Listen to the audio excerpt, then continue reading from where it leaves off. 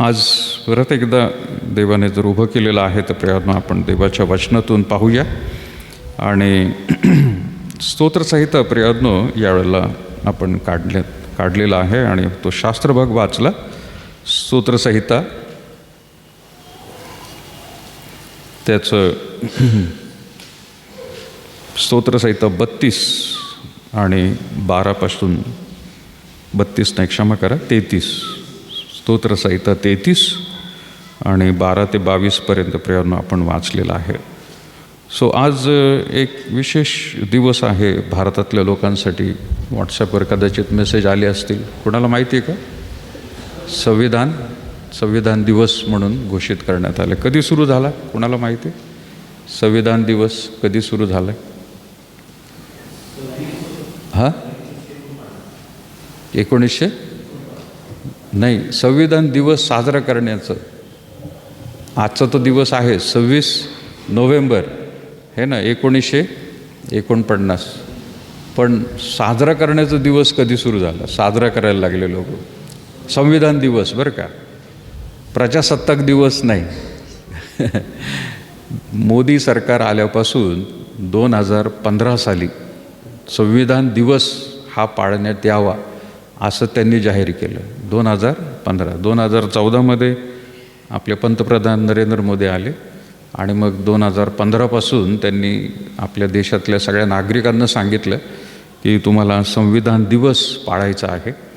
आणि हा दिवस त्यांनी काय धरला किंवा ह्या दिवसाचं औचित्य आहेच, पण या दिवशी डॉक्टर बाबासाहेब आंबेडकर यांनी आपली जे संविधान आहे, ज्याला आपण कॉन्स्टिट्यूशन म्हणतो, ते पूर्ण केलं त्यांनी. आणि आजच्या दिवशी तयार होतं ते कधी? 26 नोव्हेंबर 2049 रोजी. 1949. तर हे संविधान तयार करायला किती दिवस लागले डॉक्टर बाबासाहेब? 2 वर्ष 11 महिने आणि 18 दिवस.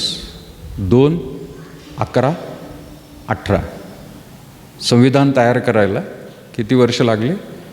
2 वर्ष 11 महिने 18 दिवस. ओके. सो आपण सुद्धा हे लक्षात असू द्यावं. जसं प्रियानो आपल्यासाठी बायबल, विश्वासासाठी बायबल, तसं देशाचं बायबल किंवा देशाचं संविधान जे आहे ते फार महत्त्वाचं आहे. आणि त्यामध्ये कोणते कोणते अधिकार आपल्या सर्व नागरिकांना, देशातल्या लोकांना दिलेले आहेत. प्रत्येक जातीधर्मातल्या लोकांना मिळालेले अधिकार कोणते आहेत, ते काय आहेत, ते सर्व काही डॉक्टर बाबासाहेब आंबेडकर यांनी त्याच्यामध्ये नमूद केलेलं आहे. आणि म्हणून हा दिवस हा महत्त्वाचा दिवस आहे भारत देशासाठी की हा दिवस पाळला जावा म्हणून. तर बरेच देशांमध्ये हा पाळला जात होता. कदाचित आपल्या भारत देशात या आधीच्या सरकार यांनी तो दिवस एवढ्या गांभीर्याने पाळला नसेल, संसदेमध्ये तो पाळत असतील. परंतु प्रत्येक नागरिकाला त्या संविधानामध्ये काय लिहिलेलं आहे, मग फक्त धार्मिक लोकांनाच अधिकार कोणते, तसं नाही, तर सामाजिक अधिकार कोणते आहेत, आपण कशा रीतीने त्या ठिकाणी वागू शकतो, हे सगळे काही गोष्टी संविधानामध्ये दिलेल्या आहेत. आणि सध्या संविधानाची कॉपी जी आहे ती प्रियानो बाजारामध्ये सगळीकडं पहिल्यापासूनच उपलब्ध आहे. आत्ताच अशी नाही, पण ज्या ठिकाणी लायब्ररीज आहेत किंवा पुस्तकालय आहेत त्या ठिकाणी पण ते उपलब्ध आहेत आणि प्रत्येक माणूस ते घेऊ शकतो विकत. तर आजच्या काळामध्ये संविधानाचा अभ्यास करणं हे सुद्धा तितकंच गरजेचं आहे की जसं आपण प्रियानो बायबलचा अभ्यास आपल्या आध्यात्मिक जीवनासाठी आणि सामाजिक जीवनासाठी, कौटुंबिक जीवनासाठी प्रियानो त्याचा वापर जसा करतो, तसं भारताच्या नागरिकांना प्रियानो संविधानाबद्दलची माहिती असणं फार गरजेचं आहे, असं प्रियानो मला देखील प्रियानो त्या ठिकाणी वाटत आहे. सो संविधानामध्ये ज्याला आपण म्हणतो आर्टिकल्स, वेगवेगळे आर्टिकल आहेत. म्हणजे पहिलं आर्टिकल, दुसरं आर्टिकल, तर 25, 26, 27 आणि 28 ह्या 4 आर्टिकल्समध्ये धार्मिक गोष्टींचं स्वातंत्र्य आपल्याला आहे, तर त्याच्याबद्दल नमूद त्या ठिकाणी करण्यात आलेलं आहे. परत एकदा मी सांगेल, आपल्या त्या संविधान एक पुस्तक आहे, जसं आपल्याकडे प्रियानो अध्याय आपण म्हणतो, तर तसं आर्टिकल्स त्याच्यामध्ये आहेत. आणि त्या आर्टिकल्समध्ये 25, 26, 27 आणि 28 या आर्टिकलमध्ये प्रत्येक धार्मिक मनुष्याला किंवा धर्मातल्या लोकांना त्यांना त्यांच्या धर्माबद्दल सांगण्याची मुभा आहे, त्यांना त्यांचे धार्मिक विधी पाळण्याची मुभा आहे आणि त्यांच्या धर्माबद्दल सांगण्याची सुद्धा मुभा आहे प्रियांनो. म्हणजे आपण ज्याला म्हणतो ना की सुवार्ता सांगा, आणि काही लोक आपल्याला प्रियांनो दबावामध्ये आणतात किंवा आपल्याला म्हणतात की नाही, तुम्ही येशू ख्रिस्ताबद्दल बोलायचं नाही, सांगायचं नाही, तुम्ही भक्ती घ्यायची नाही. सध्या खूप असे क्लिप्स व्हायरल झालेले आहेत आणि भारतामधली परिस्थितीसुद्धा तशी प्रियांनो चांगली नाही आहे. पण हे लोक त्यांचा आडमुठेपणा जो आहे किंवा गुंड प्रवृत्ती आहे, त्यामुळे मंदिरांमध्ये, चर्चेसमध्ये प्रियांनो दबाव आणण्याचा प्रयत्न करतात, ख्रिस्ती लोकांना मारण्याचा, छळ करण्याचा प्रयत्न करतात आणि इथं भक्ती घेऊ नका, प्रार्थना बंद करा, असे खूप काही गोष्टी त्या ठिकाणी होत आहेत प्रियांनो. तर मला वाटतं मागच्या आठवड्यामध्ये सुद्धा वसई या भागामध्ये एका शेडमध्ये प्रार्थना चालू होती आणि तिथल्या पाळक साहेबांना 3 लोक आले आणि त्यांनी भक्ती चालू असतानाच त्यांना खूप बेदम मारायला सुरुवात केली. लोक उठले आणि भक्तीमध्ये बसलेल्या लोकांनी त्यांना थांबवलं आणि खूप वादविवाद झाले. ही व्हायरल क्लिप प्रियांनो सगळीकडे होत आहे, मागच्या आठवड्याची गोष्ट आहे प्रियांनो. तर असं कोणीही त्या ठिकाणी कोणाला थांबू शकत नाही. कुठल्याही धर्माचं किती वर्चस्व असलं तरी प्रियांनो, संख्येने जरी ते जास्त असले तरी अल्पसंख्यक म्हणून त्यांच्यावरती कुठला अत्याचार ते करू शकत नाही. परंतु घटनेने, आपली जी घटना आहे त्या घटनेमध्ये 25, 26, 27 आणि 28 नेहमी लक्षात असू द्या. कदाचित काही ठिकाणी प्रियांनो पोलिसांच्या दबावाखाली देखील आपल्याला नको जायला असं काही वेळेला वाटतं, पण पोलिसांना देखील हे माहीत असतं आणि प्रियांनो ते आपल्याला सहकार्य करायला तयार असतात. फक्त आपण आवाज उठवणं आणि आवाज दाखवणं आणि घटना कोणती आहे, कोणत्या आर्टिकलखाली, कलमाखाली त्या येतात गोष्टी, हे जर ख्रिस्ती लोकांना चांगलं माहीत असेल तर प्रियांनो आपल्याला भीती बाळगण्याची गरज नाही. सरकार देखील प्रियांनो त्यामध्ये आपल्याला मदत करायला तयार असतं, पोलीस यंत्रणा आपल्याला मदत करायला तयार असते, प्रशासन जे आहे ते सुद्धा संविधानाच्याच बाजूने जे खरं आहे तेच प्रियांनो पाळण्यासाठी प्रियांनो ते आपल्याला प्रोत्साहन करत असतात. ते कुठलेही संविधान सोडून आपल्याला कधी कुठली गोष्ट करायला सांगणार नाहीत. तर हा आज आपल्या भारतीय संविधानाचा प्रियांनो दिवस त्या ठिकाणी मानला जात आहे. आणि म्हणून इंग्लिशमध्ये जे शब्द आहेत तुम्हाला, you can, every citizen have, they are free to preach, practice and propagate any religion of their choice. त्यांच्या आवडीनुसार कुठलाही धर्म तुम्ही स्वीकारू शकता, आवडीनुसार त्या धर्माबद्दल तुम्ही बोलू शकता, सांगू शकता. तुमच्या त्या धर्माबद्दल तुम्हाला जे काही विधी आहेत ते तुम्हाला सर्व काही पाळता येतील आणि त्याबद्दल तुम्ही लोकांना प्रचारसुद्धा करू शकता. प्रोपोगेट शब्द आहे, प्रचार करण्याचा अधिकार तुम्हाला दिलेला आहे. आता वसईची घटना मागच्या आठवड्यात झाली, पण 2 दिवसापूर्वी अहमदनगर शहरामध्ये क्लेराब्रुस ग्राउंडवरती देखील प्रियांनो ज्या काही सभा होतात त्याच्या विरोधामध्ये बजरंग दल यांनी कलेक्टरला एक ॲप्लिकेशन दिलेलं आहे की अंधश्रद्धा निर्मूलन जी संस्था आहे त्यांना बोलवा. आणि हे लोक इथं भूतं काढतात, अंधश्रद्धा पसरवत आहेत आणि मग भक्तीसाठी आलेले जे लोक आहेत त्या ठिकाणी, तर ते लोक वेगवेगळ्या जाती धर्मातून आलेले आहेत, ते हिंदू धर्मात मोडतात. पण ख्रिस्ती लोकांच्या गर्दीमध्ये किंवा ख्रिस्ती धर्माला ते पाळतात. तर तिथं हास्यास्पद एक गोष्ट मला ऐकायला मिळाली की मीटिंगमध्ये आलेल्या लोकांचे कागदपत्र तपासा म्हणून त्यांनी सांगितलेलं निवेदन आहे. तर असं कुठल्याही मीटिंगमध्ये लोक जातात तर त्यांचे कागदपत्र विचारण्याचं हा मूर्खपणा आहे काहीतरी. असं कधी होऊ शकत नाही. मग त्यांच्या मंदिरामध्ये सुद्धा कोणी जर जात आहे, कोणी मशिदीमध्ये जर जात आहे, तर मशिदीत जात असताना, मंदिरात जात असताना, चर्चला जात असताना पोलीस तिथं येऊन थांबून विचारणार आहे का तुमचे कागदपत्र दाखवा, कोणत्या जाती धर्माचे तुम्ही आहात म्हणून. असं नाही करू शकत. ती तुम्हाला मोकळीकता दिलेली आहे. आणि म्हणून 25, 26, 27 आणि 28 आर्टिकल जे आहेत संविधानामधले, ह्या गोष्टी ज्या आहेत, आपल्याला घटनेने अधिकार दिलेला आहे. कोणताही धर्म तुम्ही स्वीकारू शकता, कोणत्याही धर्माबद्दल तुम्ही विधी पाळू शकता आणि कोणत्याही तुमच्या त्या धर्माबद्दल लोकांना प्रचारसुद्धा करू शकता. तुम्ही प्रचाराचा सुद्धा अधिकार आहे. सो कोणी कोणाला थांबवू शकत नाही. ते स्त्रिया असू द्या, तुम्हाला कधीच प्रचार करायला संधी मिळते, तुम्ही बोलू शकता. तरुण असतील, पुरुष असतील, सर्वजण करू शकतात. पण कुठल्या प्रकारे दबाव नाही. तर आज भारताचा हा महत्त्वाचा दिवस आहे आणि डॉक्टर बाबासाहेब आंबेडकर यांनी हा संविधानाचा दिवस भारतासाठी महत्त्वाचा का ठरवलेला आहे. कारण 2 वर्ष 11 महिने आणि 18 दिवस त्यांना लागले ही सगळी घटना तयार करायला. आणि मग 26 नोव्हेंबर 1949 रोजी ती तयार होती.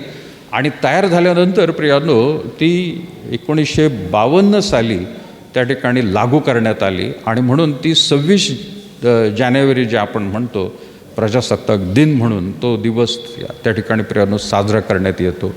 सो 1947 रोजी जरी आपल्याला स्वातंत्र्य मिळालं, परंतु 1952 रोजी प्रजासत्ताक म्हणून हा देश त्या ठिकाणी घोषित करण्यात आलेला आहे. तर हे आपल्याला संविधानामुळे प्रियांनो समजून येत आहे.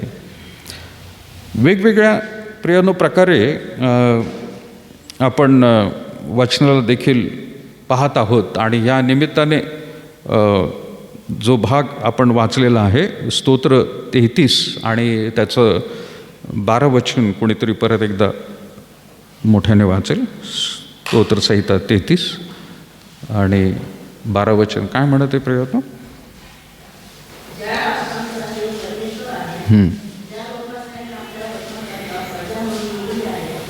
Yes, thank you. ज्या राष्ट्रांचा देव परमेश्वर आहे, ज्या लोकास त्याने आपल्या वतनाकरता प्रजा म्हणून निवडले आहे, ते धन्य धन्य म्हटलेलं आहे. प्रियांनो, आपल्याला माहिती प्रियांनो की परमेश्वराने सर्व राष्ट्रांची निर्मिती केलेली आहे. आणि जसं प्रियांनो आपल्याला मी दरवेळेला सांगतो आणि तुम्ही सुवार्थ सांगण्यासाठी प्रियांनो हा एक मुद्दा तुम्ही घेऊ शकता आणि त्या मुद्द्याच्या द्वारे सुवार्थ तुम्ही सांगू शकता प्रियांनो. आणि तो वारंवार मी सर्वांना सांगत असतो की फक्त पवित्र शास्त्रच एक असं आहे की ज्यामध्ये राष्ट्रांची निर्मिती आणि राष्ट्रांची निर्मिती होण्याआधी भाषेची निर्मिती झाली आणि भाषेच्या आधारावर राष्ट्रांची निर्मिती झाली. हे फक्त पवित्र शास्त्रच बायबल आपल्याला सांगतं प्रियांनो. दुसरा कुठलाही धार्मिक ग्रंथ तुम्हाला सांगणार नाही. तुम्हाला मुसलमान सांगू शकणार नाही, तुम्हाला हिंदू सांगू शकणार नाही, तुम्हाला हिंदूंचे कुठलेही ग्रंथ घ्या, कोणीही सांगू शकणार नाही भाषेची, एवढ्या भाषांची निर्मिती कुठून झाली, उत्पत्ती कशी झाली आणि भाषेच्या आधारावरती राष्ट्रांची निर्मिती कशी झाली, हे कोणी सांगणार नाही. कुठल्याही धर्मामध्ये दिलं. जैन धर्म इथलाच आहे, हिंदू धर्म भारतातलाच आहे, मुसलमान धर्म आहे सौदी अरेबियामधून किंवा मध्यपूर्व भागातून प्रियांनो तो आपल्याकडं आहे, शीख धर्म इथलाच आहे, बुद्ध धर्म इथलाच आहे. सगळे धर्म जे आपल्या भारत देशामध्ये आहेत हे फक्त भारत देशामधूनच त्या ठिकाणी प्रियांनो उदयास आलेले आहेत. फक्त एक ख्रिस्ती धर्म आपला जो आहे ते इस्रायलमधून आलेला आहे आणि इस्लाम जो आहे धर्म तो मध्यपूर्व भागामधून प्रियांनो आपल्याकडे आलेला आहे. आणि म्हणून हे जे बाकीचे धर्म आहेत हे तुम्हाला सांगू शकणार नाही. कितीही विद्वान जरी लोक असले, तुम्ही गुगलवर देखील प्रियानो टाकून बघा, धर्माबद्दल जातीबद्दल म्हणा तर ते भारतामध्ये या ठिकाणी प्रियानो आपल्याला सापडतात, पण त्या भारताच्या बाहेर दुसरीकडे प्रियानो कुठं सापडत नाहीत. आणि म्हणून भारत देशामध्ये हे सर्व धर्म सापडतात, जाती सापडतात, बाकीकडे नंतर त्या पसरलेल्या आहेत. आणि म्हणून बहुधर्मीय लोक या ठिकाणी आहेत, बहुभाषित लोक या ठिकाणी आहेत. ते असल्यामुळे कुठल्याही एका धर्माचं वर्चस्व या देशावरती राहणार नाही, याची दक्षता डॉक्टर बाबासाहेब आंबेडकर घटना लिहित असताना, संविधान लिहित असताना त्यांनी घेतलेली आहे. आणि त्यांनी त्याच्याकडे देखील लक्ष दिलेलं आहे की कोणीही त्याला नंतरच्या दिवसांमध्ये सुद्धा बदलू शकत नाही. सध्या चर्चा जशी प्रियानो सगळीकडे ऐकायला मिळते की लवकरच जर परत 2024 सालामध्ये मोदी सरकार जर परत एकदा आलं तर ते हिंदू राष्ट्र म्हणून घोषित करण्यात येणार आहे. ते सर्व प्रियानो फार सोपं नाही आहे, ते फार अवघड आहे त्या गोष्टी सगळं करणं. कारण हे संविधान जे बनवलेलं आहे की ज्याचा दिवस म्हणून आपण आज साजरा करत आहोत, ती घटना बदलणं फार मोठं प्रियानो पेच प्रसंगाच्या किचकट गोष्टी आहेत त्या. आणि लोकसभेमध्ये सुद्धा त्यांना तेवढं बहुमत असणं गरजेचं आहे. आणि मग ते बहुमत जरी लोकसभेमध्ये असले तरी राज्यसभेमधले लोकांनी सुद्धा त्यांना प्रियानो सहमती द्यायला पाहिजे किंवा त्यांनी अनुमती द्यायला पाहिजे. त्याच वेळेला त्या गोष्टी प्रियानो घडायला सुरुवात होते आणि ते ताबडतोब होत नाहीत, त्यालासुद्धा जवळपास 4-5 वर्षांचा काळ लागतो. तोपर्यंत ते सरकार परत एकदा बंद होऊन जातं किंवा थांबून जातं. तर राष्ट्रांची निर्मिती ही परमेश्वराने केलेली आहे असं आपल्याला प्रियानो दिसून येत आहे बायबलमध्ये. आणि फक्त बायबलच सांगू शकतं. आपल्याला कुठं दिसतं ते बायबलमध्ये? भाषांची निर्मिती कुठं दिसते? कोणती घटना घडली प्रियानो? बाबेलचा बुरुज, नाही का? आणि आपल्याला ते माहिती आहे की परमेश्वराने त्याचं वर्णन अगदी स्पष्ट सांगितलेलं आहे की उत्पत्तीच्या पुस्तकात त्याने आदम आणि हवा बनवल्यानंतर त्यांना आशीर्वादित केलेलं होतं आणि आशीर्वादित सांगितलं होतं फलद्रूप व्हा, बहुगुणित व्हा आणि पृथ्वी व्यापून टाका सांगितलं होतं.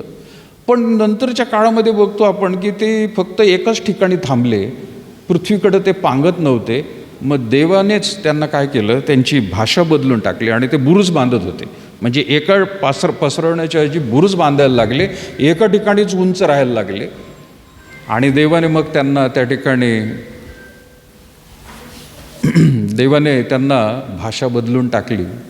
आणि भाषा बदलून टाकल्यानंतर त्यांना वेगवेगळ्या ठिकाणी विभागलं, ते वेगवेगळ्या ठिकाणी राहिले आणि राहिल्यानंतर राष्ट्र म्हणून तयार झाले प्रियानो. त्याच भाषा म्हणजे राष्ट्रांची निर्मिती झाली आणि मग भाषा आली असं नाही, तर भाषेच्या आधारावरती राष्ट्रांची निर्मिती झाली आपल्याला दिसून येतं या ठिकाणी. आणि म्हणून बायबलच एक प्रियानो दिसतंय की या ठिकाणी राष्ट्रांची निर्मिती ही देवानेच घडवलेली आहे.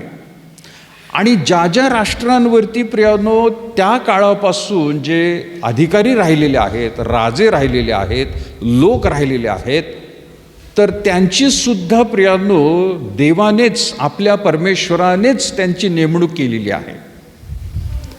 त्या लोकांना त्या ठिकाणी त्या प्रकारे राहण्याची, त्यांच्यावर राज्य करण्याची राजा नेमलेला आहे.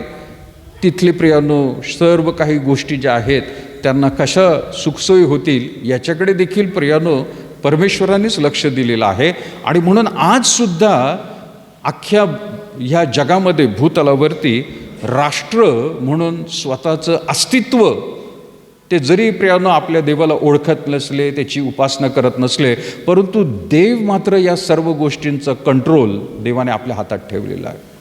मग सध्या पॅलेस्टाईनवरती इस्रायल आक्रमण करत आहे, तर ती काही नवीन गोष्ट नाही आहे. ती पवित्र शास्त्रामध्येच त्या काळापासून आपल्याला दिसून येत आहे. आणि हे अशी ही लोक आहेत की इस्रायल देशाला प्रियानो ज्यांनी ज्यांनी त्रास दिलेला आहे. जर तुम्ही मोशेचं वृत्तांत व्यवस्थित वाचला तर मिस्र देशामधून ज्या वेळेला मोशेच्या आधिपत्याखाली यांना बाहेर काढण्यात आलं होतं, त्यावेळेला आजूबाजूचे जे राष्ट्र होते ते यांना त्रास देत होते. त्यांना वाळवंटामधून परमेश्वराने वेगवेगळ्या रीतीने त्या ठिकाणी घेऊन गेला, कारण या राष्ट्रांनी त्यांच्यावर आक्रमण करण्याचा प्रयत्न केला आणि काही लोकांनी केलासुद्धा त्या 40 वर्षामध्ये. आणि परमेश्वर सांभाळत होता त्यांना की हे बिचारे मिस्र देशामध्ये फक्त विटा बनवण्याचं काम करत होते. ह्यांना शस्त्र कशी धारण करायची हे माहीत नव्हतं, त्यांना नांगर कसा धरायचा, शेती कशी करायची हे त्यांना माहीत नव्हतं. आणि जर अचानक रीतीने ह्यांना मिस्र देशामधून बाहेर काढत असताना यांच्यावर जर हल्ला झाला तर ह्यांना लढण्याची सुद्धा शक्ती नाही आहे किंवा ह्यांना कलाकौशल्य नाही आहे. म्हणून देवाने ह्या राष्ट्रांपासून त्यांना नेहमी दूर ठेवण्याचा प्रयत्न केला. पण त्यामध्ये काही अमालेक लोक होते, काही दुसरे लोक होते प्रियानो, त्यांनी आक्रमण केलं आणि देवाने त्या राष्ट्रांना कायमचं आपल्या डोळ्यासमोर ठेवलेलं आहे. आणि तेच लोक आज देखील प्रियानो इस्रायल देशाला त्रास देत आहेत. म्हणजे पवित्र शास्त्रामध्ये त्या गोष्टी सापडतात. पवित्र शास्त्रामध्येच प्रियानो त्या लोकांचं आज नाव बदलण्यात आलेलं आहे, राष्ट्रांची नावं बदलण्यात आलेली आहेत, पण लोक मात्र तेच आहेत. आणि त्या लोकांचा सूड परमेश्वर आज देखील घेत आहे. एक बाजू ती झाली प्रियानो, पण दुसरी बाजू अशी पण आहे याच्यामध्ये की इस्रायल लोकांना देखील प्रियानो परमेश्वर कुठंतरी त्यांना ताडण देत आहे, शिक्षा देत आहे. त्यांना त्या प्रसंगामधून मुद्दामून तो घेऊन चाललेला आहे. कारण प्रभू येशू ख्रिस्ताचं दुसरं आगमन होण्याआधी या राष्ट्राने त्या ख्रिस्ताला ओळखावं, जिवंत देवाच्या पुत्राला ओळखावं ही त्याची इच्छा असताना आज ही परिस्थिती जगाची जी आहे देव घडवून आणत आहे. याच कारणामुळं लक्षात घ्या, जशी भाषाच्या आधारावर राष्ट्रांची निर्मिती झाली आणि राष्ट्र वेगवेगळी प्रियानो हे तयार झालेली आहेत, तर प्रियानो आज त्या देवाने प्रत्येक राष्ट्रामध्ये कोणत्या प्रकारचं सरकार देखील असावं हे देखील परमेश्वराने ठरवलेलं आहे प्रियानो. काही ठिकाणी प्रियानो त्यांनी हुकुमशाही ठेवलेली आहे. जसं सद्दाम हुसेन होता प्रियानो, हुकुमशाही ठेवलेली आहे. चायनासारखा देश आहे, कम्युनिस्ट देश आहे. रशियामध्ये पुतीन ठेवलेला आहे. हे दोघं जे आहेत हे तर अबाध्य, यांना कोणी मारू शकत नाही आणि काढू शकत नाही. उत्तर कोरियाचा जो आहे त्याने सुद्धा हुकुमशाहीसारखं ठेवलेलं आहे. तर हे देवाने नेमून ठेवलेले आहेत लोक. कशासाठी?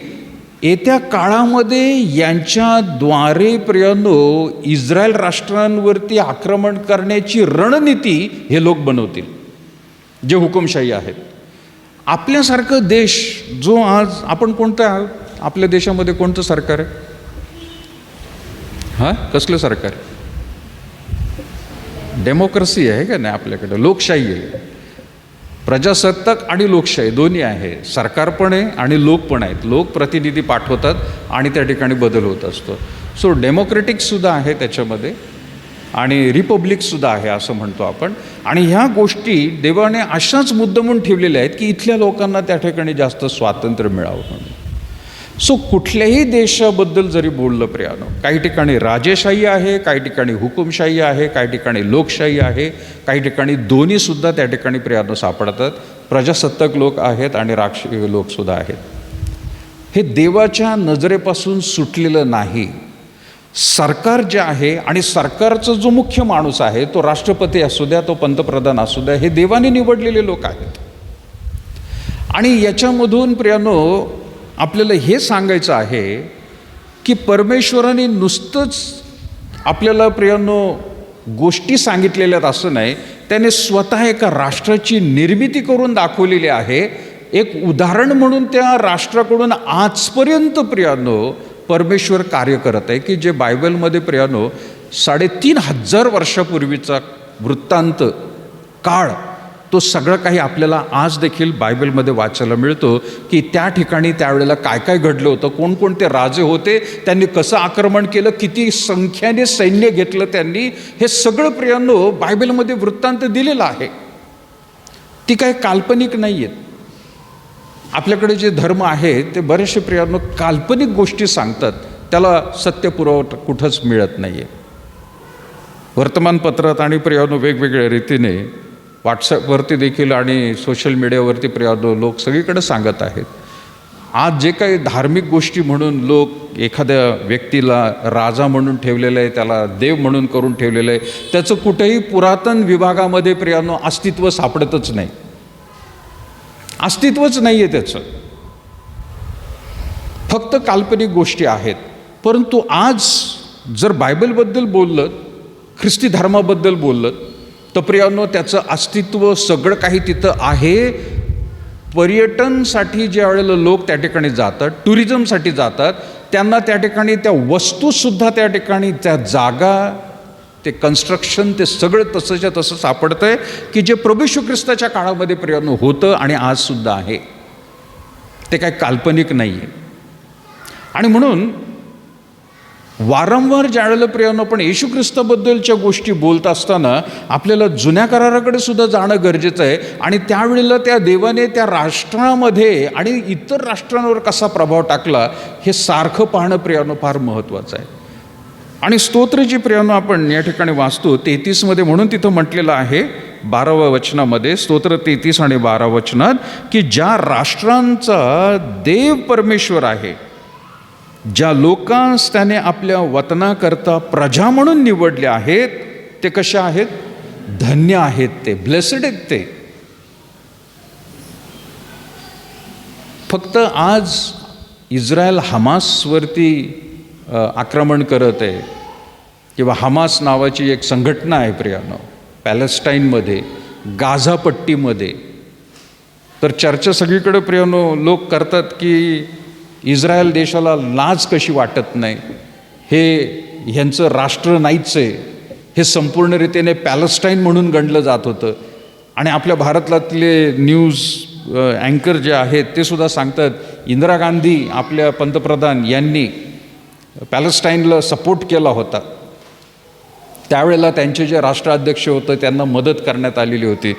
अरे पण हे सगळं राष्ट्र जे आहे मुळात बायबलमध्ये सुद्धा दिलेलं आहे की इस्रायल लोकांचं, यहुदी लोकांचं आहे. आणि अख्ख्या जगामध्ये फक्त यहुदी लोक एकाच राष्ट्रामध्ये राहतात आणि ते म्हणजे इस्रायल आहे. पण त्यांच्यावरती बऱ्याच राष्ट्रांचं आक्रमण झालं. जर इस्रायल देशाचा इतिहास याचा जर अभ्यास केला, अनेक राष्ट्रांनी तो भाग आपल्या ताब्यामध्ये घेण्याचा खूप प्रयत्न केलेला आहे. बायबल सेमिनरीमध्ये जर तुम्ही गेलात तर प्रियानो हा एक खास विषय शिकायला लागतो, हिस्ट्री ऑफ इस्रायल.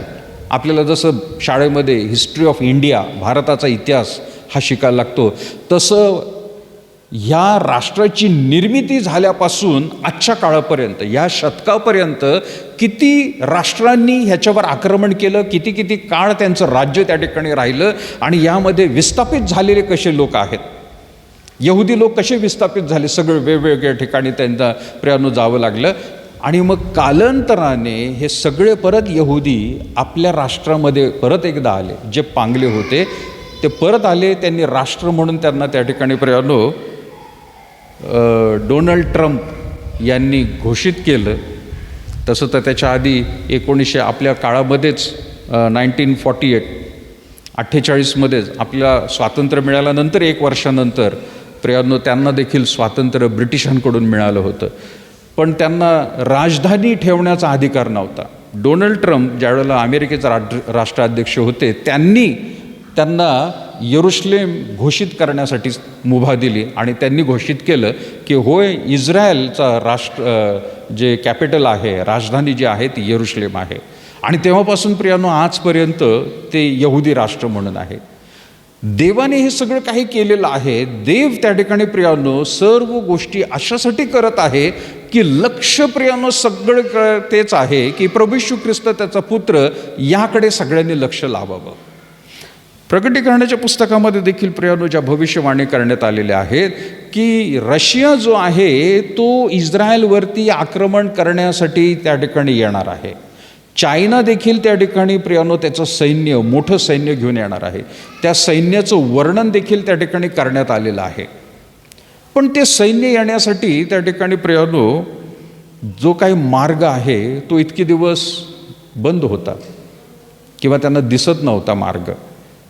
आता युफ्रेटिस नावाची जी नदी आहे ती पूर्ण सुकून गेलेली आहे आणि त्याच्याबद्दल वर्णन बायबलमध्ये दिलेलं आहे की ही नदी ज्या वेळेला सुकून जाईल त्यावेळेला याच नदीच्या मार्गाने हे राष्ट्र त्या ठिकाणी इस्रायलपर्यंत पोहोचणार आहे आणि त्यांना आक्रमण करणार आहे.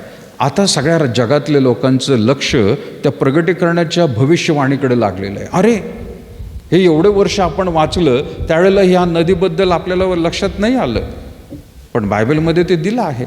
आता ती नदी पूर्ण सुकून गेलेली आहे आणि आता रशिया त्यांचं जहाज प्रियांनो घेऊन वेगवेगळ्या रीतीने प्रियांनो त्या ठिकाणी प्रवेश करायला सुरुवात झालेली.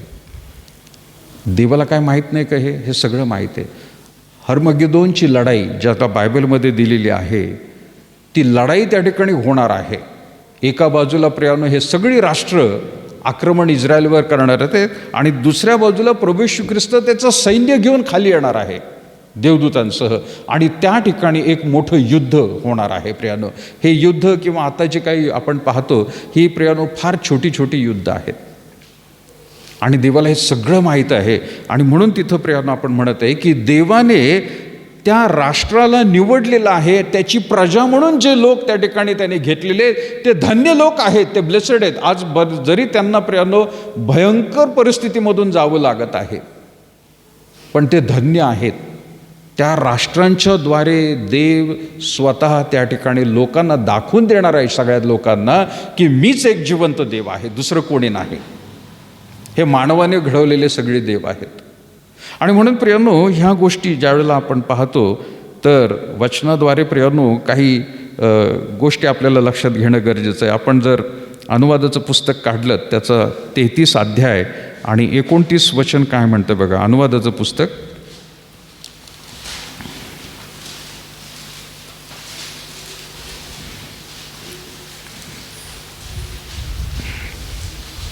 अनुवाद 33 आणि 29.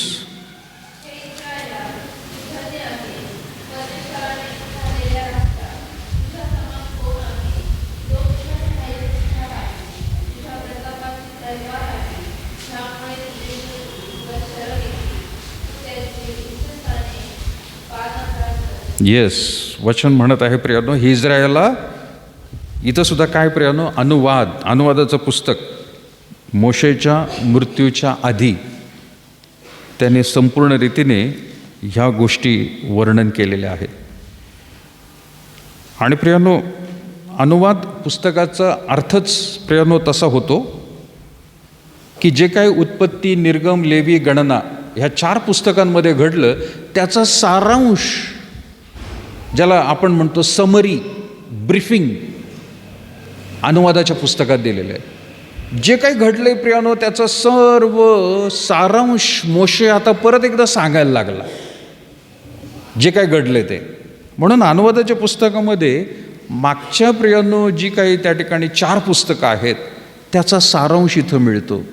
आणि तो मृत्यू होण्याआधी त्याने त्या इस्रायल लोकांना सगळं काही सांगितलं. आणि मग ह्या शेवटच्या भागामध्ये तो म्हणत आहे, इस्रायला तू धन्य आहेस, परमेश्वराने उद्धारलेला राष्ट्रा. विशेष शब्द लक्षात घ्या, परमेश्वराने उद्धारलेल्या राष्ट्रा, तुझ्या समान कोण आहे? अरे तुझ्या समान कोण नाही. आज जरी प्रियानो, आणि हे वचन आजच्या काळामध्ये सुद्धा प्रियानो लागू होतं आहे बरं का. आज जरी सगळ्यात मोठी राष्ट्र म्हणून प्रियानो एका बाजूला चायना आहे आपल्याकडे, त्याच्या शेजारी प्रियानो रशिया आहे आणि प्रियानो अमेरिका आहे, मोठमोठी बलाढ्य राष्ट्र आहेत. म्हणजे त्यांची जमीनसुद्धा खूप मोठी आहे, माणसांची संख्या भरपूर आहे, शस्त्र म्हटलं तरी प्रियानो भयंकर रीतीने त्यांची निर्मिती करून ठेवलेली आहे त्यांनी. परंतु त्यांच्या तुलनेमध्ये आपण भारत खूप छोटा वाटतो अमेरिकेसमोर, चायनासमोर. पण आपली संख्या देखील प्रियानो चांगली आहे, आर्थिक व्यवस्था थोडीशी बरी आहे, फारच चांगली असं नाही पण बरी आहे. पण लक्षात घ्या, आपला भारत देश त्यांच्यासमोर खूप लहान आहे. आणि भारताच्या नकाशासमोर इस्रायल देश इतका छोटा आहे की जसं मी दरवेळेला म्हणतो की बोट दाखवून त्याला इस्रायल देश सांगण्याचा प्रयत्न केला ना, बघा हा इथं इस्रायल देश आहे, तर आपल्याच नखाखाली तो झाकून जाईल, नखाखाली झाकून जाईल. एवढा छोटा देश आहे. कमीत कमी भारत देश दाखवताना तरी म्हणू आपण, हे बघा बोट दाखवून, हा एवढा मोठा भारत देश आहे, बोट फिरून दाखवू आपण. पण इस्रायल दाखवायला गेलं ना तर तो असं बोट दाखवलं तरी त्याच्या नाकाखाली झाकून जाईल. इतका छोटा देश आहे, पण इतका बलाढ्य आहे तो, कारण देवाने प्रियांनो त्याला निर्माण केलेलं आहे आणि देव त्यांच्या पाठीशी आहे. देव त्यांना सहाय्य करत आहे. आज जी काही शस्त्रसामग्री आहे प्रियांनो, आपल्याला माहीत आहे की जी अमेरिकेकडे सुद्धा नाही, रशियाकडे सुद्धा नाही, चायनाकडे सुद्धा नाही, अशा रीतीचे शस्त्रसामग्री त्यांच्याकडे आहे. संरक्षण कवच, त्याला आयर्न डूम म्हटलेलं आहे. लोखंडासारखं कवच त्यांनी आपल्या राष्ट्राभोवती तयार केलेलं आहे. आकाशात दिसत नाही ते कवच. तिथं बॉम्ब जरी सोडला ना तो हवेमध्येच स्फोट होतो, तो खाली जमिनीवरच येत नाही. हे टेक्नॉलॉजी अमेरिकेकडं पण नाही, रशियाकडं नाही, चायनाकडं नाही, कुठल्याच राष्ट्राकडं नाही, फक्त इस्रायल एवढं छोटं राष्ट्र आहे. त्यांचं विमान बाउंड्रीवरती 24 तास चालू असतं, विमान चालू असतं. सैन्य फक्त त्यांची पाळी बदलली ना तर फक्त तो पायलट उतरतो विमानामधून आणि दुसरा पायलट जाऊन बसतो, पण विमान चालू राहतं. त्यांना फक्त सिग्नल मिळालं की फक्त प्रियांनो गिअर टाकायची आवश्यकता, लगेच पडतं ते. इतकं त्यांचं प्रियांनो कॅटेगरी त्यांनी स्वतःची ठेवलेली आहे. देवाने हे एवढं काही पुरवलेलं आहे. इथं मोशेने त्या काळामध्ये अनुवादाचं पुस्तक म्हणजे प्रियांनो जे काही त्यांनी मिस्र देशातून बाहेर काढून त्यांच्याबद्दल वर्णन जे काही केलेलं आहे किंवा ज्या काही गोष्टी घडलेल्या आहेत 40 वर्षामध्ये, त्याचा सारांश लिहित असताना तो शेवटी म्हणत आहे, हे इस्रायला तू धन्य आहेस, परमेश्वराने उद्धारलेल्या राष्ट्रा तुझ्या समान कोण आहे. तो तुझ्या सहाय्याची ढाल आहे. तो म्हणजे कोण? परमेश्वर. तुझ्या प्रतापाची तरवार आहे, यामुळे तुझे शत्रू तुला शरण येतील, तू त्यांची उच्च स्थाने प्रादाकान करशील. बोलत का आहोत प्रियांनो आपण ह्या गोष्टी? राष्ट्रांची निर्मिती करणारा आपला देव आहे, फक्त माणसांचीच नाही. आपण कधी कधी बोलतो फक्त माणसांना निर्मिती केलेली आहे, माणसांची उत्पत्ती केलेली आहे. अरे राष्ट्राची निर्मिती करणं साधी गोष्ट नाही आहे. आणि तो एक राष्ट्र प्रियांनो त्याने आशीर्वादित केलेलं आहे, त्याचे लोक म्हणून त्यांना घडलेलं आहे. पण बाकीचे जे राष्ट्र आहेत यांची सुद्धा निर्मिती आपल्याच देवाने केलेली आहे, कारण ह्या सगळ्या गोष्टी शेवटच्या काळाकडे त्याला प्रियांनो आणायच्या आहेत. वेगवेगळी राष्ट्र. माझं आज श्रीलंकासारखं छोटंसं राष्ट्र आहे, भूतानसारखं छोटंसं राष्ट्र आहे. भूतान एकदम छोटं आहे. एखाद्या जसं आपण खडा म्हणू, भारताच्या ठिकाणी टोपी टाकल्यासारखं छोटंसं एक राष्ट्र आहे भूतान. पण त्यांचं देखील निर्मिती प्रियांनो परमेश्वराने केलेली आहे. पण स्तोत्रकर्ता म्हणत आहे की लोकास आपल्या वतनाकरता प्रजा म्हणून निवडलेले आहेत, ते सुद्धा धन्य आहेत. आणि परमेश्वर आकाशातून पाहतो व सर्व मानव जातीला तो निरखितो. फक्त इस्रायल नाही प्रियांनो, स्तोत्रकर्ता त्या काळामध्ये परमेश्वराच्या गोष्टींबद्दल तो सांगत आहे. तो काय म्हणत आहे? परमेश्वर आकाशातून पाहतो, सर्व मानव जातीला तो काय करतोय? निरखितो. निरखितो म्हणजे काय? ऑब्झर्व करत आहे, पाहत आहे कोण कसं वागत आहे. मी तर माणसाला निर्माण केलं, मी भाषेला निर्माण केलं, मी राष्ट्रांना निर्माण केलं, त्यांच्या राजांना निर्माण केलेलं आहे. पण आता हे सगळे लोक कसे राहत आहेत तो निरखून बघत आहे. सगळ्या काही गोष्टी कोणी सुटलेलं नाही, स्कॅनिंग करत आहे. पूर्वी आपल्याकडे प्रियांनो गहू तांदळाचे पोती मिळायचे आणि घरी बसून मला पण आठवतं की जास्त गहू भरणारे, ज्वारी भरणारे लोक ते पोतं निवडून घ्यायचे, आहे का नाही? बाया बसायच्या, मग ते मदत करायचे एकमेकांना गहू निवडायचं आहे म्हणून. काय निवडता त्याच्यातून तुम्ही गहू निवडण्यासाठी? काय काढताय? खडे काढताय, त्याच्यातून काड्या काढताय, जवस काढताय. खूप निवडायला लागायचं आहे की नाही? आता करता का? दिसतात बाया बसलेल्या? का नाही दिसत? का नाही दिसतात बाया? गहू पण भरतात सगळे, पण का दिसत नाही? निवडायची गरज आहे का? नाही. कसं काय बरं असं होत असेल?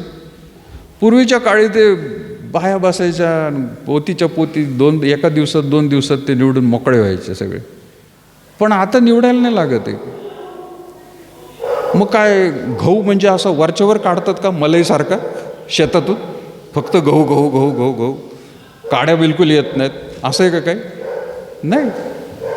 आज कचरा तेवढाच येतोय, पण मानवाने कम्प्युटराईज प्रियांनो असं काही तयार केलेलं आहे मशीन की एका त्या प्रोसेसमधून जात असताना कुठल्याही प्रकारे घावाशिवाय, धन्य आहोत आपण जे आपले शेजारी राष्ट्र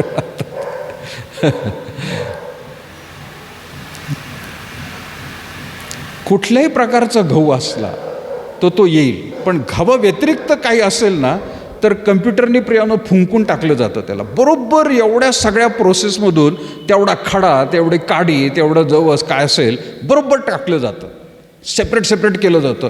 मानवाने प्रियानो अशा रीतीचं हे मशीन बनवून टाकलेलं आहे. मानवाने जे अशक्य आहे, खरंच माणूस जर करायला बसला ना तर एवढ्या काळामध्ये एवढे क्विंटल्स करणं शक्य नाही, निवडणं शक्य नाही, पण मानवाला ते शक्य झालेलं आहे मशीनच्या द्वारे. मग मानवाला ही बुद्धी जर दिलेली आहे तर देवाचं स्कॅनिंग कसं असेल विचार करा. मग जर माणूस असं स्कॅनिंग करू शकतो कम्प्युटरच्या द्वारे, तर देव प्रत्येकाचं जीवन आणि प्रत्येकाचं हृदय, त्याचे विचार, त्याचे स्कॅनिंग चालतं. इथं तो म्हणतोय, स्तोत्र त्या काळात लिहिलेलं आहे, तो म्हणतोय की परमेश्वर आकाशातून पाहतो, तो सर्व मानव जातीला निरखितो, तो आपल्या निवासस्थानातून पृथ्वीवर राहणाऱ्या सर्वांना पाहतो. न्याहाळून काय पाहतो काय सारखंच आहे ना, पाहतोय ना. हा महत्वाचं आहे का नाही? न्याहाळतो म्हणजे काय नुसतंच पाहतो नाही आहे, न्याहाळून पाहतो तो. त्याला स्कॅनिंग शब्द आलेला आहे. आता अजून डीप स्कॅनिंग वरती पण आपल्याला पाहायला मिळतं प्रियानो की तो नुसता आकाशातून पाहतो लिहिलेला आहे, पण 13 वचनानंतर खाली प्रियानो 13 वचनाच्या दुसऱ्या भागात निरखितो शब्द लिहिले आहे, मानव जातीला निरखितो. आणि मग पुढं प्रियानो म्हटलेलं आहे न्याहाळून, सर्वांना न्याहाळून पाहतो, त्या सर्वांची हृदय घडवणारा व त्यांची सर्व कामे जाणणारा तो आहे. कामं सुद्धा काय काय काम करतो आपण, कोणती कामं करतो आणि कोणती कामं करत नाही, म्हणजे आपल्या जबाबदाऱ्या काय आहेत, आपण पार पाडतो का, काही जबाबदाऱ्या प्रियानो आपण टाळतो का, हे सगळं देव पाहतोय.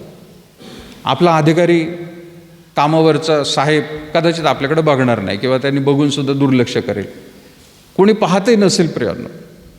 पण लक्षात घ्या, इथं प्रियानो तुमची आणि माझी ख्रिस्ती जबाबदारी येते की आपल्याला आपलं कार्य जे आहे ते व्यवस्थित देवाच्या दृष्टिकोनातून प्रियानो आपल्याला पाहायचं आहे, अधिकाऱ्यांना घाबरून नाही. आणि म्हणून प्रियानो या कारणामुळंच मगाशी आपण रोमकरासपत्र जे काढलं प्रियानो आणि त्याचं 13वा अध्याय, तर त्या ठिकाणी काय म्हटलेलं आहे, रोमकरासपत्र याचा 13वा अध्याय आणि तिथं पहिल्या वचनापासून म्हटले की प्रत्येक जणाने वरिष्ठ अधिकाऱ्याच्या अधीन असावे, कारण देवापासून नाही असा अधिकार नाही. जे अधिकार आहे ते कोणी नेमलेले? देवाने नेमलेले. मग तो अधिकार म्हणून प्रियानो आपला कॉर्पोरेटर का असू द्या, हा आपले प्रियानो कुठलेही सरकारी अधिकारी असू द्या, तो प्रियानो कुठल्याही धार्मिक क्षेत्रातल्या संस्थेतला अधिकारी असू द्या, तुमच्या कामावरती प्रायव्हेट जॉब तुम्ही करताय, पण कामावरचा सुद्धा जो अधिकारी आहे तो सुद्धा देवाने नेमलेला आहे. असं नाही की फक्त धार्मिक क्षेत्रात आणि गव्हर्नमेंटच्या क्षेत्रामधल्या गोष्टींबद्दल देवाने म्हटलेलं आहे. जो कोणी अधिकार म्हणून काम करतो ना त्याला देवाने नेमलेला आहे. आणि त्या प्रत्येक अधिकाराला आपल्याला हिशोब द्यायचा. पुढं काय म्हटलेलं प्रियांनो त्या ठिकाणी दुसरं वचन म्हणत आहे, म्हणून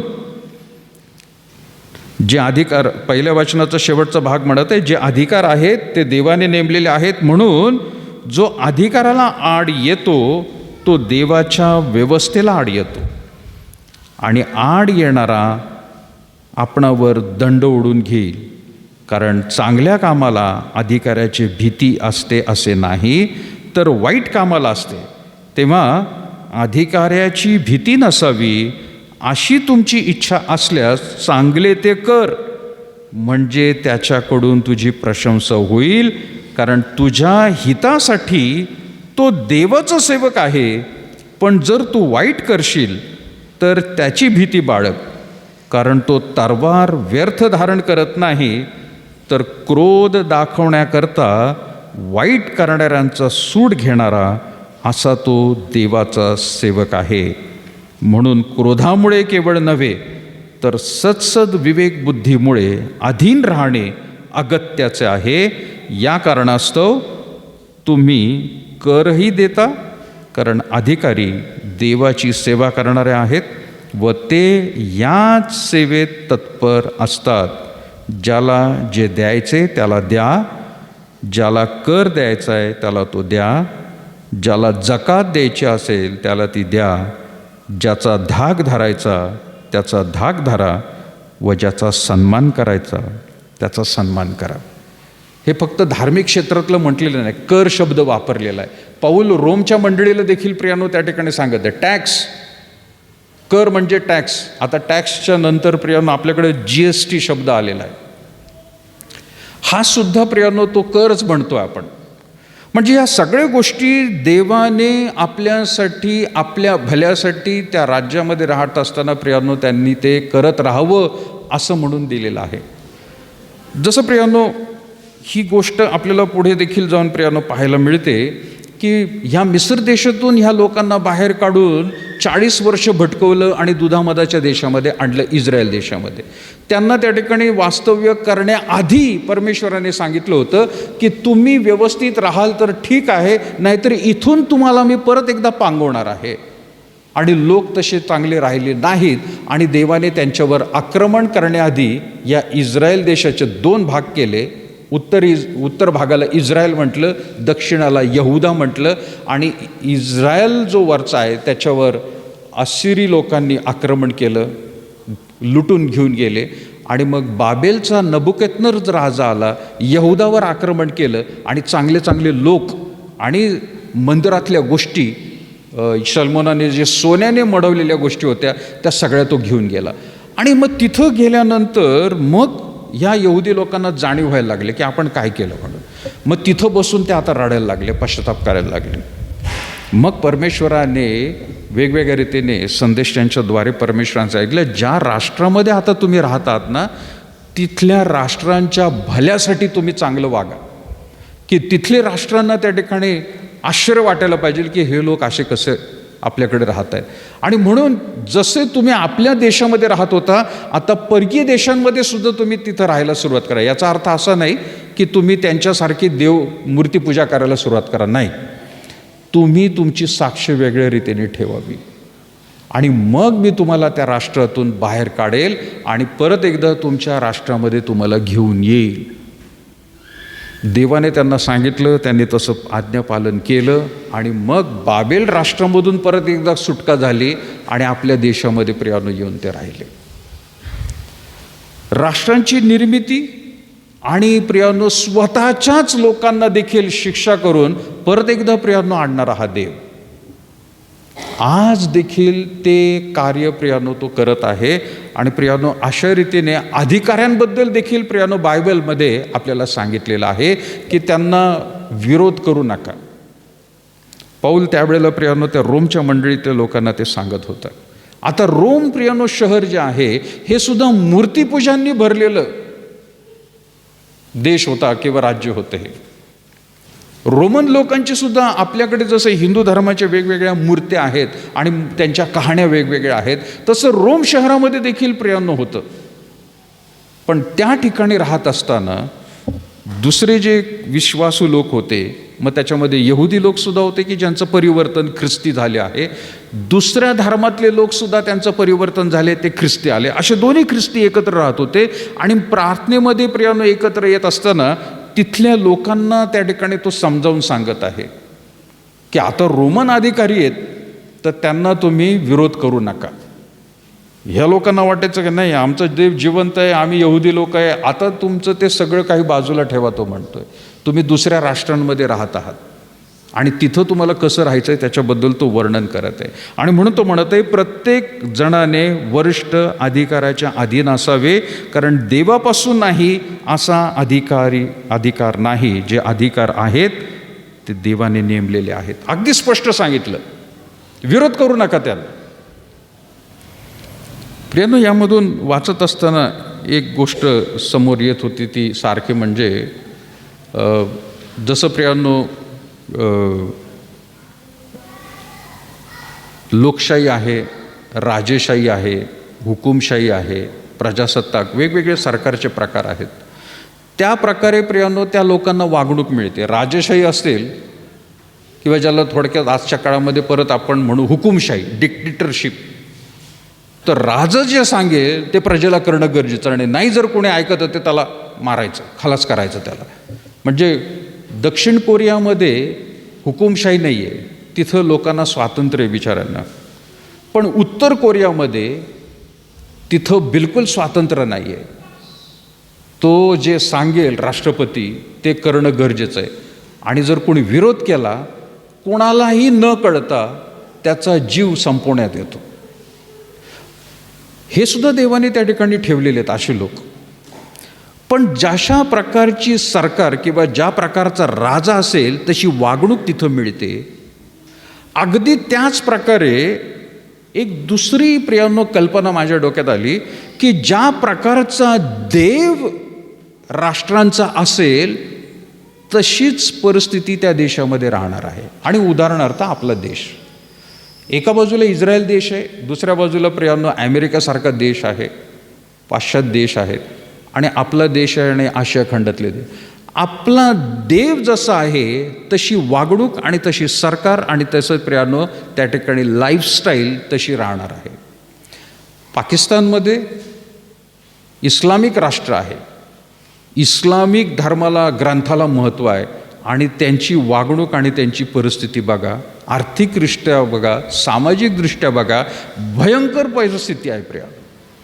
आज इकडे प्रियानो आपल्याकडे काही राजकीय पुढारी लोक आहेत, ते म्हणतात की नाही, आपल्याला हिंदू राष्ट्र तयार करायचं आहे आणि त्यांचा जो ग्रंथ आहे त्याला त्या ठिकाणी लागू करायचा आहे. तर त्याप्रमाणे जर प्रियानो लागू करण्याचा प्रयत्न केला तर त्यांचा इतिहास आणि त्यांच्या ग्रंथामध्ये काय काय गोष्टी भरलेल्या आहेत हे सगळीकडे माहीत आहे. तशीच परिस्थिती लोकांची होणार आहे.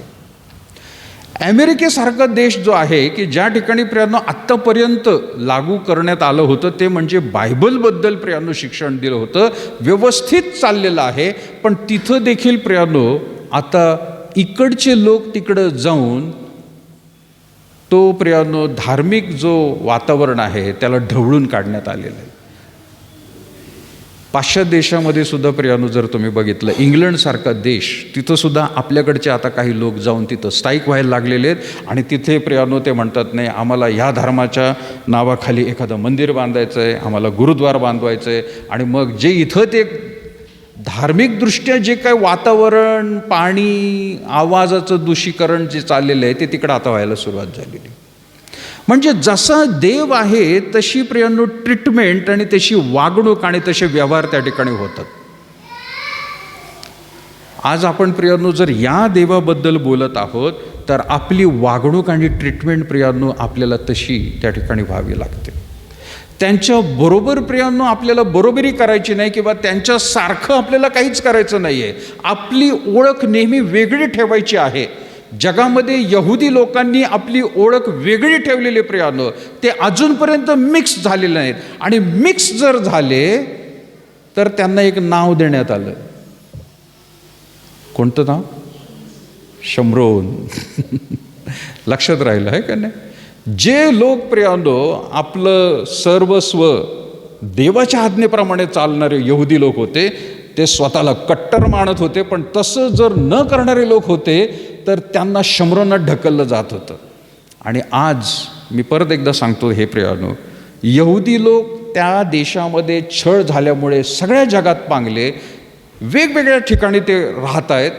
आता त्या ठिकाणाहून प्रियानो ते परत एकदा आपल्या देशात येत आहेत. त्याच्यामधले काही लोक आपल्या भारत देशात आले, नागालँडसारख्या डोंगरात जाऊन लपले, केरळामध्ये लपले, मुंबईत लपले, पुण्यात येऊन लपले, कोकणामध्ये जाऊन सुद्धा लपले. आणि प्रियांनो, कोकणामध्ये आता अस्सल मराठी बोलणारे यहुदी लोक आणि त्यांची परंपरा जपणारे अजूनही लोक कोकणामध्ये सापडतात. त्यांचे व्हॉट्सॲप क्लिपवरती प्रियांनो क्लिप्स येतात त्यांचे व्हॉट्सॲपवर, आणि ते म्हणतात नाही आम्ही यहुदी आहोत आणि आमचं रक्त आम्ही अजून दूषित केलेलं नाही.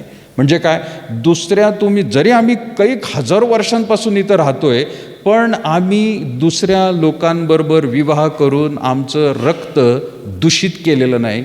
आयडेंटिटी वेगळी, भाषा आम्ही बोलतो, इथलं राहणफाण जे आहे, खाणं पिणं जे आहे ते आम्ही इथल्याप्रमाणेच करतो सगळं. म्हणजे तुम्ही जर त्यांच्याकडे गेला तर तुम्हाला ओळखता येणार नाहीत की हे खरंच मराठी आहेत का यहुदी आहेत म्हणून. असं त्यांचं राहणं आणि वागणं आहे प्रियानो. चाली रीती कुठल्याही प्रकारे प्रियानो त्यांनी आजूबाजूचे जे शेजारचे लोक आहेत त्यांचा प्रभाव स्वतःवर पडू दिलेला नाही. तशा प्रकारची ओळख जर प्रत्येक ख्रिस्ती माणसाने प्रयत्न जर केला, प्रत्येक कुटुंबाने जर प्रयत्न केला, तर प्रियानो धन्य आहे ते माणूस, धन्य आहे ते कुटुंब, असं देव म्हणेल वरून प्रियानो आकाशातून. धन्य हे लोक की ह्यांनी स्वतःला दूषित करून घेतलं नाही, पवित्र ठेवलेलं आहे. जसा समुद्रातला मासा पाण्यामध्ये राहून समुद्रातलं एकही मिठाचा अंश आपल्या अंगामध्ये येऊ देत नाही, तसं या जगामध्ये पण राहतो, पण जगातल्या गोष्टी आपल्यामध्ये येऊ दिल्या नाहीत, तर आपण म्हणू होय शेवटच्या काळी देव आपल्याला म्हणणार आहे धन्य आहे ते राष्ट्र. ही ओळख प्रियांनो आपली ठेवणं गरजेचं आहे का ती आपली ओळख प्रियांनो? अनुवादाच्याच पुस्तकामध्ये प्रियांनो आपण पाहूया 4था अध्याय 6वं आणि 8वं वचन काय म्हणतं बघा. अनुवादाचं पुस्तक 4था अध्याय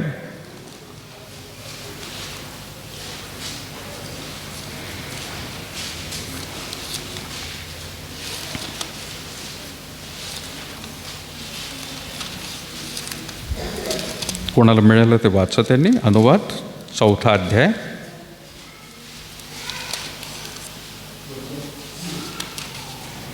6 आणि 8.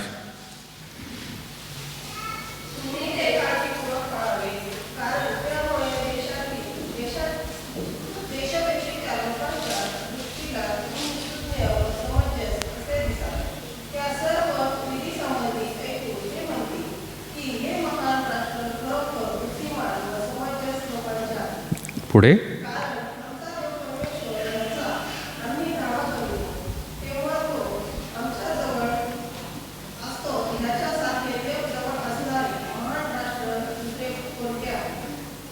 येस, पुढे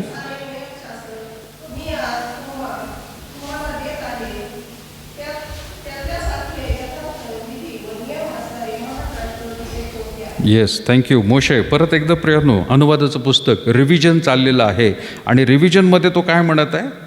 तो म्हणत आहे 6व्या वचनामध्ये, तुम्ही काळजीपूर्वक पाळावे, कारण त्यामुळे देशोदेशींच्या लोकांच्या दृष्टीने तुम्ही सुज्ञ व समंजस असे दिसाल. म्हणजे परमेश्वराने 10 आज्ञा दिलेल्या आहेत, विधी दिलेले आहेत, ते त्यांनी जर काळजीपूर्वक पाळले तर तो म्हणतोय देशोदेशीच्या लोकांच्या दृष्टीला, म्हणजे तुमच्या अवतीभोवती, इस्रायल देशाच्या अवतीभोवती दुसरे जे राष्ट्र, ते काय म्हणतील? तुम्ही सुज्ञ व समंजस असे दिसाल. तुम्ही जर त्यांच्यासारखे वागायला लागला तर तुम्ही सुज्ञ नाही ठरणार, तुम्ही समंजस नाही ठरणार.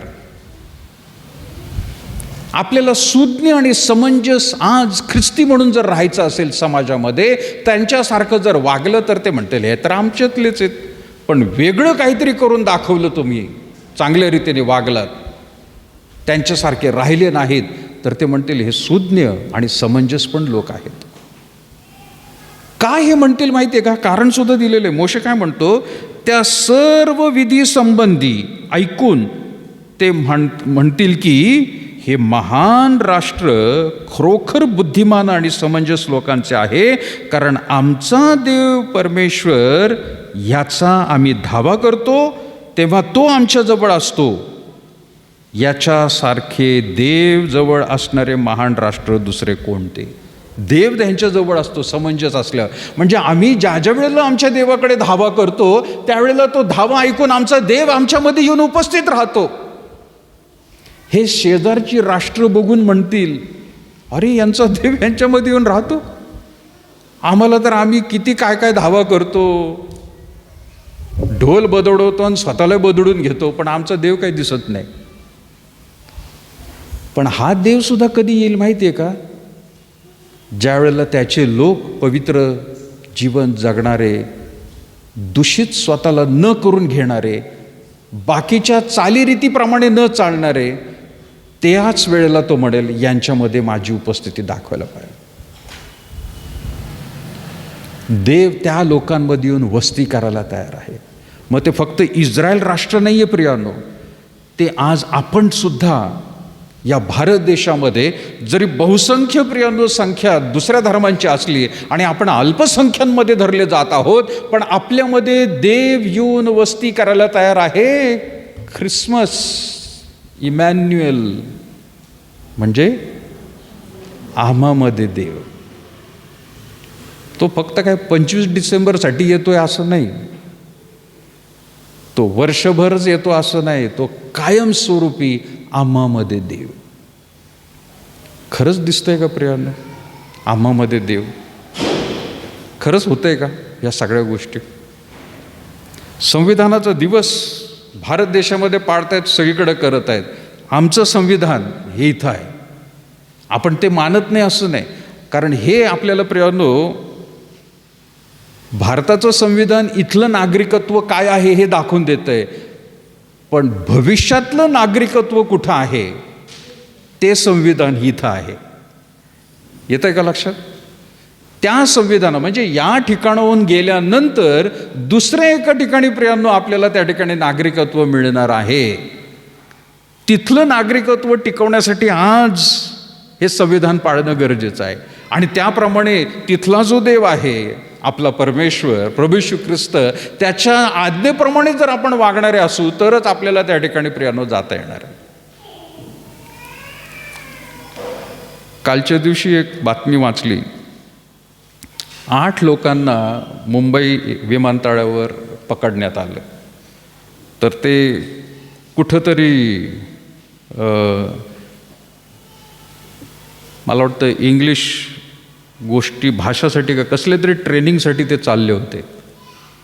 आणि तिथे थांबून त्यांना प्रश्न विचारण्यात आले. तर त्या लोकांना इंग्लिशच बोलता येत नव्हतं, त्यांचं इंग्लिश फारच तुटकं मुटकं काहीतरी होतं. आणि मग त्या अधिकाऱ्यांना डाऊट वाटला. मग त्यांचे कागदपत्र सगळे आणले होते त्यांनी, ते सगळे चेक केले त्यांनी, व्यवस्थित वाटले. पण मग इंग्लंडला ते चालले होते आणि इंग्लंडचा जो अधिकारी आहे त्याला त्या ठिकाणी बोलवण्यात आला आणि त्याने ते डॉक्युमेंट चेक केले.